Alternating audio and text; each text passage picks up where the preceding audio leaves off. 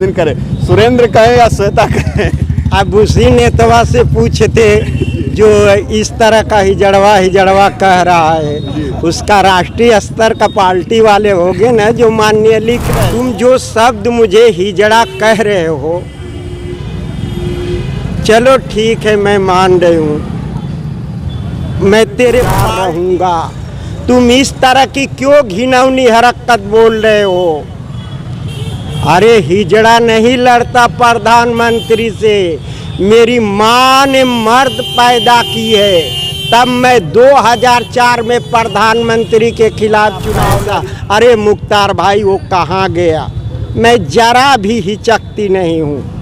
वो हिंदू का बच्चा क्या जानता है? पहुँची भेजी थी, वो पहुँची कि नहीं, या क्या अरशद भाई, क्या तैयब भाई, वो पहुँची इतनी छोटी थी कि पहुँचने तक न पहुँची। साईं बाबा की नगरी है। मैं ऐलान करती हूँ, जहाँ भी तू पार्लियामेंट का चुनाव लड़ या एमएलए के देख न आती हूँ तो ईश्वर।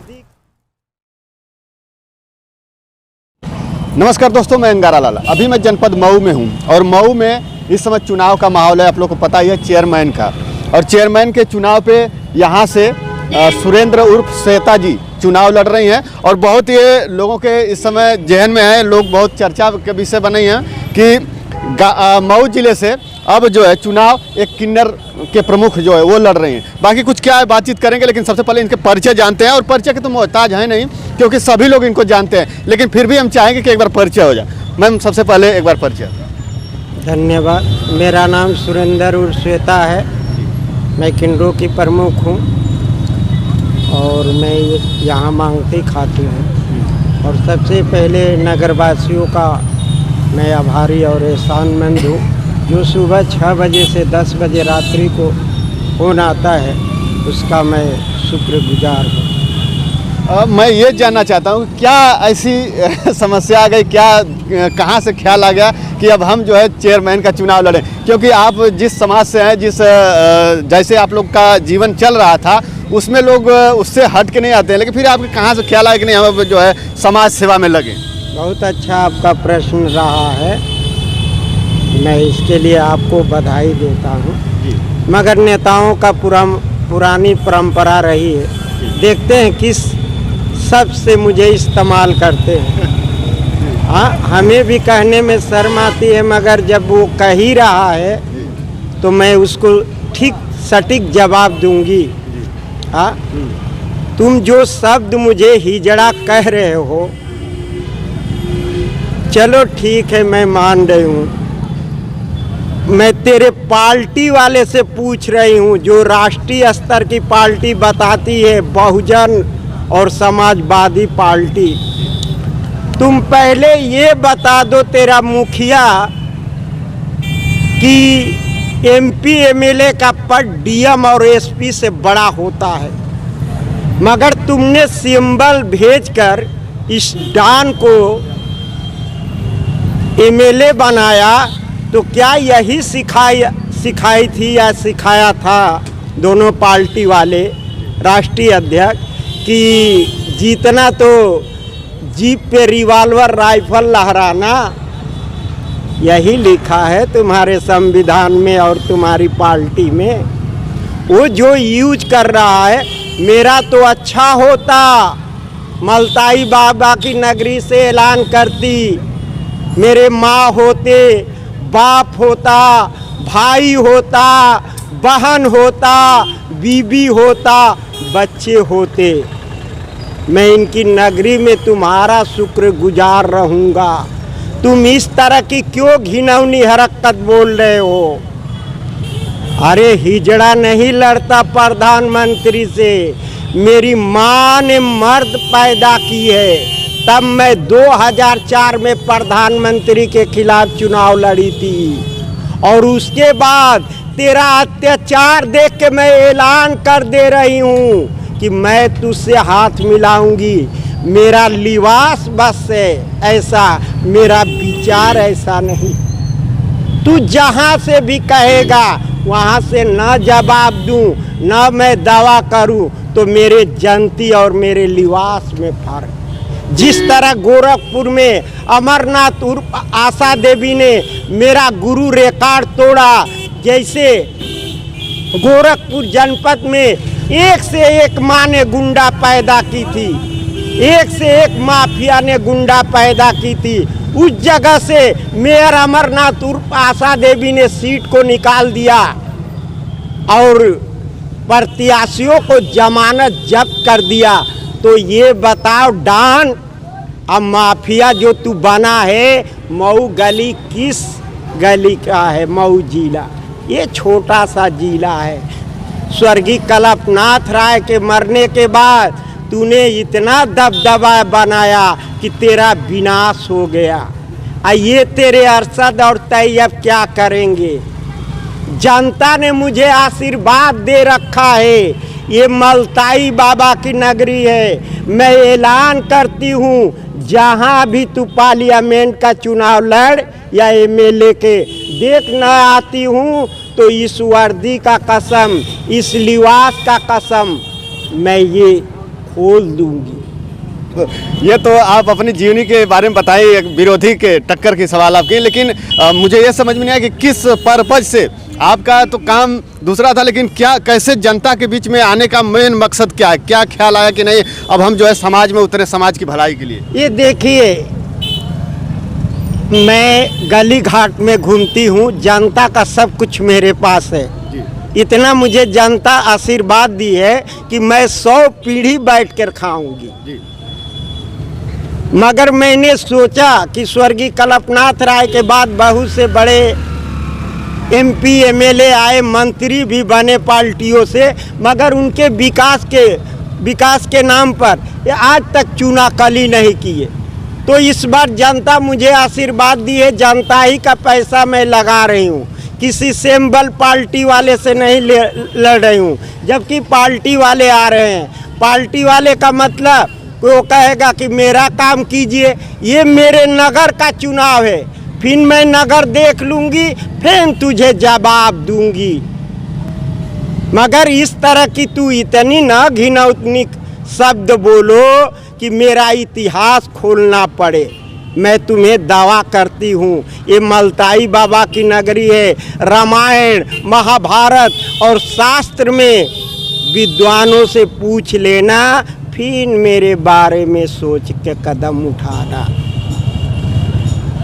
देखिए, सही बात है, जनता भी देख चुकी है, एक आदमी को देख चुकी है कि आदमी जो वो चुनाव जीत के क्या क्या करता है, विकास वो भी देख चुके हैं। और महिलाएं भी चुनाव में बहुत आगे हुई हैं, वो भी विधायक सांसद क्या क्या बनी वो भी दिखा चुके कि नहीं हमने क्या विकास किया। अब जनता को देखना है कि जो किन्नर समाज के किन्नर प्रमुख ये कितना विकास करेंगे, अब ये जनता को देखना है। 2 लोगों को तो देख चुकी है जनता, अब तीसरे लोगों को देखना है। लेकिन फिर भी हम चाहेंगे कि इनसे भी जानेंगे कि आखिर में जनता को कैसे आप जो है विश्वास दिलाएंगे, क्या काम करके।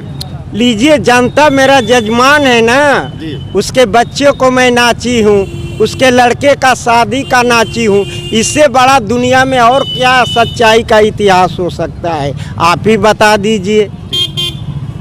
मैं उनका खाती हूँ, उनका गाती हूँ, जीतूंगी तभी गली गली जाऊंगी, तब भी तो देखूंगी। चलिए देखिए सलाहाबाद, ये नेता लूट के क्या करते हैं, जब ये जीत जाते हैं तो इनका जीवन एक राजा का जीवन बन जाता है। जैसे बाबर, हुमायूं, औरंगजेब और शाहजहां का जीवन बन जाता है।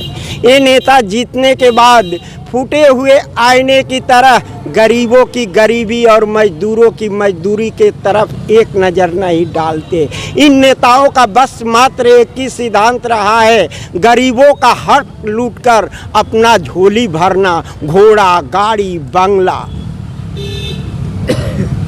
सही बात है, आज तक जितने भी लोग आए हुए हैं नेता की लाइन में, तो वो पीछे क्या थे और आगे क्या हुए सब लोग देखते हैं, सब लोग जानते हैं। और उनका एक आगे का भविष्य क्या होता है वो भी सब लोग जानते हैं। लेकिन अब इन्हें देखने के बाद हमें नहीं लगता है कि इनके आगे जो भविष्य किसके लिए बना रहे हैं। ये तो हमें लगता है कि ये नहीं समाज के लिए चुनाव लड़ना चाह रहे हैं और समाज की भलाई के लिए चुनाव लड़ना चाहते हैं। और जनता ने एक बार इनको मौका दिया तो शायद समाज में बदलाव जरूर आएगा। क्या कहेंगे आप?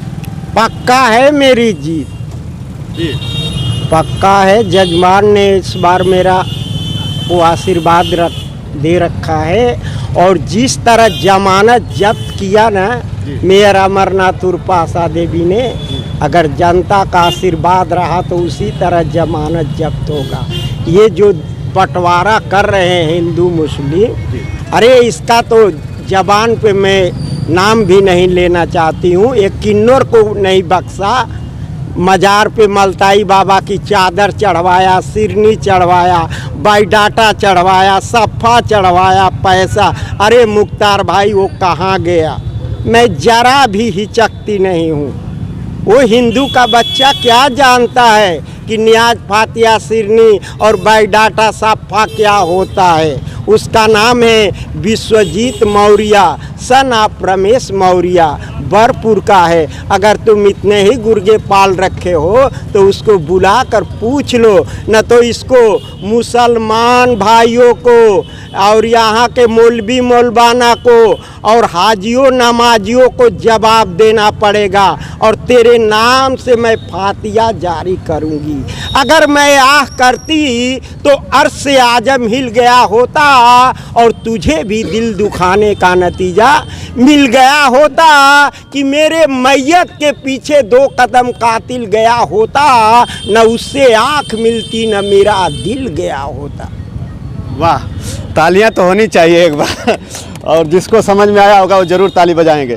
तो दोस्तों आज आए हम सुरेंद्र उर्फ श्वेता जी के साथ मऊ जनपद में, जो कि चेयरमैनी का चुनाव लड़ रहे हैं। और एक मेरे दिमाग में खटक रहा है सवाल, मैं अपने पर्पस से पूछना चाहता हूं कि आपको किस तरह कैसे संबोधन करें, सुरेंद्र कहें या श्वेता कहें?